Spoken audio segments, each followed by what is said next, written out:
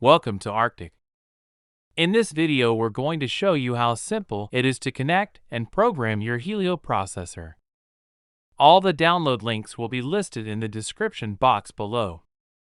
Let's first take a look at the processor. At the front of the processor, we'll find our inputs followed by our outputs. Each channel has an individual signal meter, a mute button and channel selection button. To the right is the display screen, navigation arrows, and a scroll wheel. At the back we have an on-off switch, IEC power socket, USB Type-B connection, Ethernet connection, and XLR output and input connections. The unit is a 19-inch processor that will fit in a standard rack. It takes 1 U of rack space. You can program the device as a standalone unit or with our Arctic Desk desktop app. We'll first show you how to connect your processor with Arctic Desk and walk you through the software. You'll need a PC computer and a USB or Ethernet cable connection. First, download the Arctic Desk software on your PC. If you are using an older PC, make sure you're using Windows 7 or higher with at least a 1 GHz processor, 500 MB of free space, 1 GB graphics card, and 4 GB of RAM. Locate the downloaded file on your computer and open the file. An installation window will appear. Follow the instructions on the screen to download Arctic Desk. Make sure that you also install the USB driver by checking off this box. Once Arctic Desk is installed, you will see this icon appear in your Applications folder. Let's connect our device. We'll use a USB connection first. Plug in the power cable and the USB Type-B cable to the designated port located at the back of the processor. Connect the other end of the cables to a power source and your PC. Turn on the power switch and the device will light up. Open Arctic Desk. Arctic Desk will ask you if you'd like to connect your device. Click Yes. If your device did not connect automatically, go to Setup. Port Connection. A window will appear. Make sure the connection type is set for serial port/USB. Click on Device Manager. Under Ports, COM and LPT, you'll see a Silicon Labs device. If you do not see this, disconnect and reconnect the USB cable. Note the COM port number of the device. Then navigate back to Arctic Desk and change the COM port to the COM port number that was listed in Device Manager. Restart Arctic Desk for the changes to be applied. When it asks you if you'd like to connect your device, click Yes. You should see your device connected under the device list. If you're having trouble with your USB connection, please note the COM port must be COM1 through COM8. Another possibility is that there may be another software on your computer that's occupying the COM port. To check if there's another software occupying the port, go to Setup, Port Connection, Command Prompt, or locate the terminal program on your computer. Once the terminal is open, close Arctic Desk. Type mode COM number, where COM number is the COM port number shown in Device Manager for the Silicon Labs device. If the port is available, it will show the serial port settings. Don't worry about the values, they are not important. If it says it is unavailable, then there's another software program taking up the port. If the port is available, set the port number in Arctic Desk, restart the software, and the device should connect successfully. If you are still having trouble connecting the device, Try connecting using an Ethernet connection. To connect with Ethernet, you'll need a DHCP-enabled router and Cat5 Ethernet cables.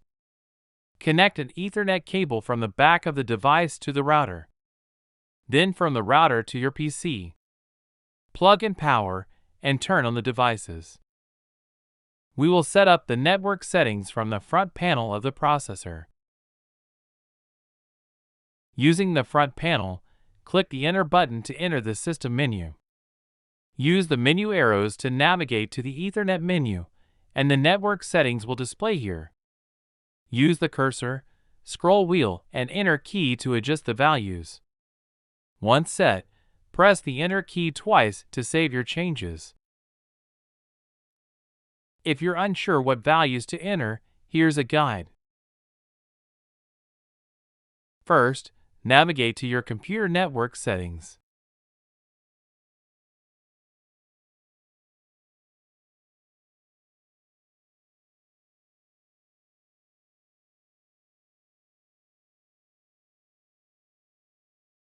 Note your IP address. Set your device IP address to be the same first three group of digits as your computer, and change the last group of digits. The last group of digits can be any value from 0 to 254. For example, the computer IP address is 10.10.1.133. My device will be 10.10.1.100. The gateway is the same first three groups of digits as your computer IP address, with the last number being 1. The subnet is 255.255.255.0. Press the Enter button twice to confirm your changes. If you have multiple devices, you can repeat the same steps, but change the last group of digits in the IP address so each device has its own IP address. Open Arctic Disk.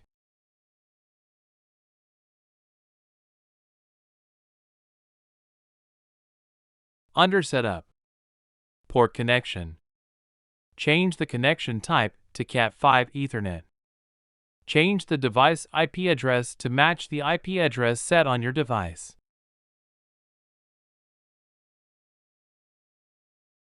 Make sure the online box is checked and click OK. Restart Arctic Disk. When prompted to connect the device, click Yes. Your device should be connected. You may also view the device network settings in the Device button.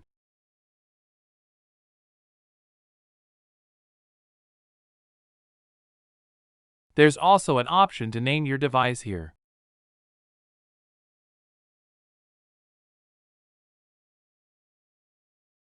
Let's take a look around Arctic Disk. Your devices will appear in the device list here. You'll see the status of your devices, whether they're connected or offline. Click on a connected device.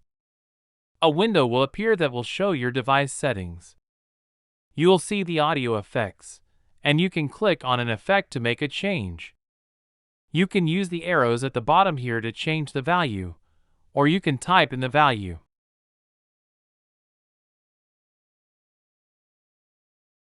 We have our inputs on the left and outputs on the right.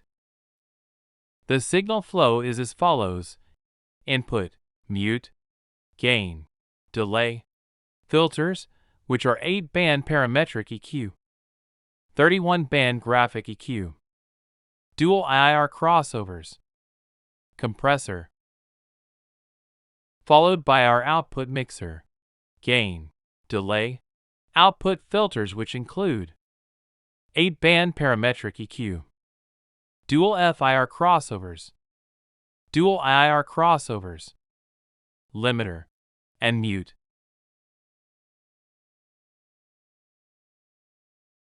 At the bottom left of the window, you'll see an option for presets.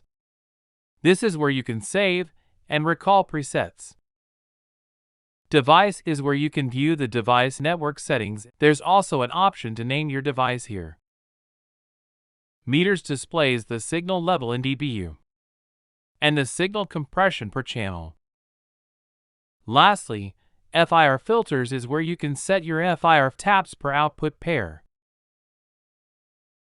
At the bottom right of the device window, you'll also find a status bar that will inform you of the device status. At the top of the software, we have the File menu. Start Logon is where you can enter the device password to unlock the device.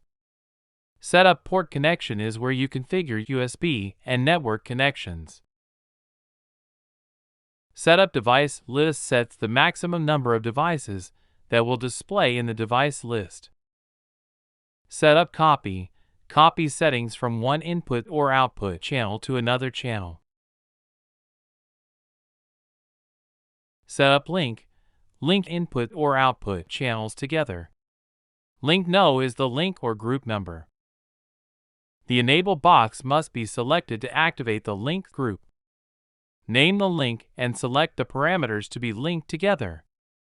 You have the option to link multiple devices together or link select channels only. Under the device drop-down menu, select the desired device number and use the channel drop-down menu to select the desired channels. Choose the parameters to link together. Click OK, and the channels are now linked. You can see when I change one channel, the linked channel is affected too.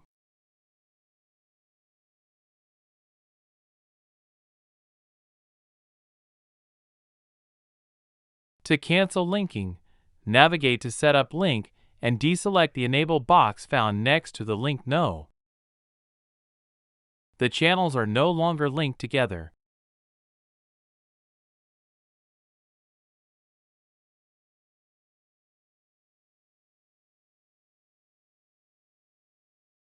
Setup delay, set the temperature and unit of measure.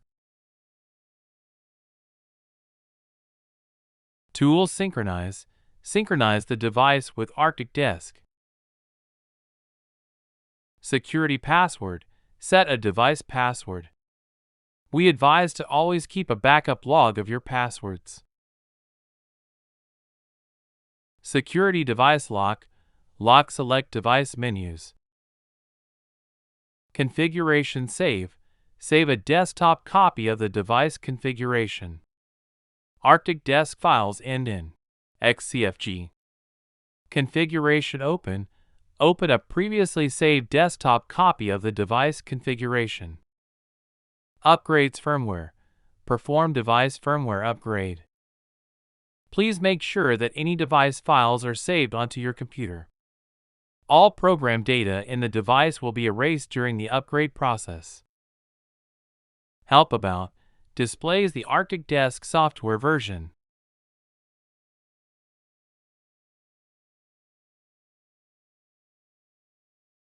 We'll now show you how to program the device using the front panel. We'll begin with channel linking. Hold down the first channel button and select additional channels you would like to link together. The selected channel buttons will light up green. The processor screen will display the parameters. In the following sections, we will cover each program menu in detail. Upon powering up the unit will start up and display the device model and firmware version. Once initialized, the device screen will display the device name and current program. If the program number ends with an asterisk, it means that no program is assigned. The last data before previous power down is recalled instead. The first menu is the input or output signal menu. The level or gain ranges from -40 decibels to +15 decibels in 0.25 steps. The polarity, or phase, can be normal or inverted. The maximum delay permitted is 62,400 samples. Each sample is approximately 10 US or 1.96 K. The equivalent delay time is displayed to the right in parentheses. The next menu are our EQs. EQ number allows you to select the desired band number. You may also bypass the EQ band. You can select the EQ type. The options are parametric EQ, low shelf, high shelf, all pass 1, all pass 2. The EQ center frequency ranges from 20 Hz to 30 kHz in either 1 Hz steps or 136 octave steps. The frequency steps can be selected in the System menu. The EQ bandwidth ranges from 0.02 to 3.61 octaves, in steps of 0.01 octaves. The equivalent Q value is automatically shown besides the octave value. The level ranges from -30 decibels to +15 decibels in 0.25 decibel steps. For first degree all pass, the bandwidth will set the phase shift at the center frequency. The phase shift is gradually changed from 180 degrees above the center frequency to the specified value. Input graphic EQ is available for input channels only. The graphic equalizer has 31 bands of equalization from 20 Hz to 20 kHz. This control selects one of the 31 available bands. The frequency corresponding to each band is also shown. The level ranges from -30 decibels to +15 decibels in 0.25 decibel steps. You may bypass the entire GQ for this channel. The next menu is the IR crossover filter. The first option is a low-frequency crossover filter, or high-pass filter. The three available filter types are Butterworth, Linkwitz-Riley, or Bessel. The filter cutoff frequency ranges from 20 Hz to 30 kHz in either 1 Hz steps or 136 octave steps. The filter slope ranges from 6 to 48 decibels per octave. If the selected filter type is Linkwitz-Riley, the available slopes are 12, 24, 36, or 48 decibels per octave only. The next option is a high-frequency crossover filter. The options for the high-frequency crossover filter are the same as the low-frequency crossover. Next, our input channels offer a compressor. The compressor threshold ranges from -20 decibel units to +20 decibel units in 0.5 decibel steps. The attack time ranges from 0.3 milliseconds to 1 milliseconds in 0.1 millisecond steps, then ranges from 1 millisecond to 100 milliseconds in 1 millisecond steps. The compressor release time can be set at 2 times, 4 times, 8 times, 16 times, or 32 times the attack time. The compressor ratio is the slope in which the signal is compressed. It ranges from 1 to 1 to 1 to 40. In the next menu, we can name our input or output channel. A 6-character name can be assigned to each channel. For output channels, we also have the options of a mixer, FIR filters, and limiter. In the output source menu, we can mix the desired input signals in decibels to the selected output, or disable it off. If more than one input sources are enabled, they will be added together as the source for the current output channel. In the FIR filters menu, the first option is a low-frequency crossover filter, or high-pass filter. The filter cutoff frequency for the low-frequency crossover point ranges from 20 Hz to 30 kHz in either 1 Hz steps or 136 octave steps. We also have a high-frequency crossover filter, or low-pass filter. The range and steps are the same as the low-frequency crossover. We then have a limiter for output channels. The limiter threshold ranges from -20 decibel units to +20 decibel units in 0.5 decibel steps. The limiter attack time ranges from 0.3 milliseconds to 1 millisecond in 0.1 millisecond steps, then ranges from 1 millisecond to 100 milliseconds in 1 millisecond steps. The limiter release time can be set at 2 times, 4 times, 8 times, 16 times, or 32 times the attack time. Now that we've covered the channel parameters, let's take a look at the System menu. The System menu is where you can configure the system settings. Press the Enter/Sys button to enter the System menu. The device has a built-in non-volatile memory that can store up to 30 different presets. In the Preset menu, you can select which program to recall from the non-volatile memory. In the next menu, you can also store the current device settings into one of the 30 available preset slots. The next menu allows you to set FIR taps. You can set the number of FIR taps for each pair of output channels. The tap values range from 50 to 1200 taps in 50 taps increments. The sum of all taps cannot exceed 1500. Generally speaking, higher frequencies require a smaller number of taps, while lower frequencies require a higher number of taps. You can find a reference chart for the number of FIR taps and minimum frequency in our user manual. The next menu allows us to copy channel settings. When the source and targets are both inputs and outputs, all audio parameters will be copied.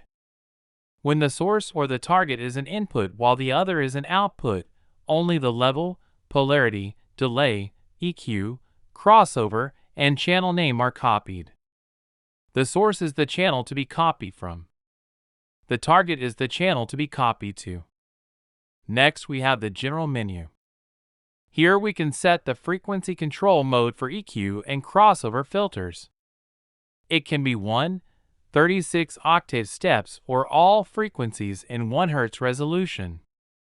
We can also set the time unit for input and output delay to milliseconds, feet, or meters.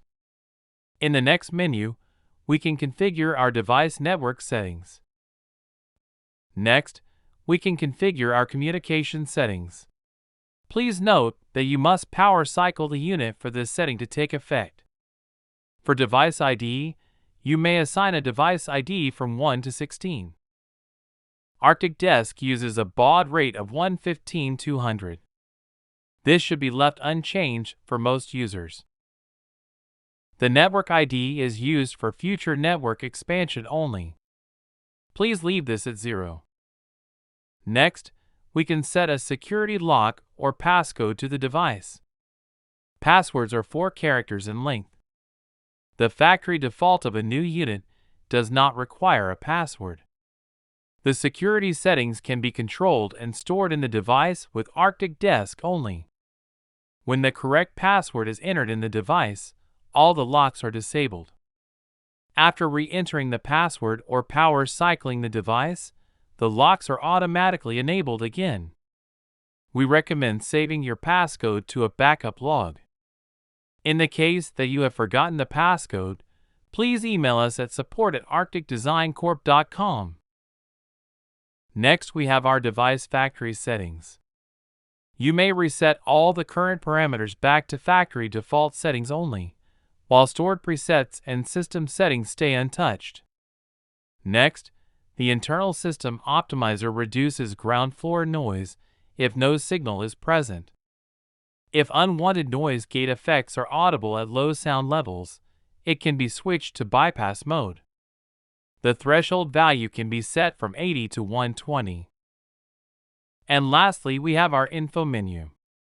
You can view the device name, firmware version, and security code. When no password is set, the factory default code is 11110000. When another combination of characters is displayed, a password is set in the device, and certain functions are disabled for the user to modify. This concludes our tutorial. Again, all the download links are listed in the description box below.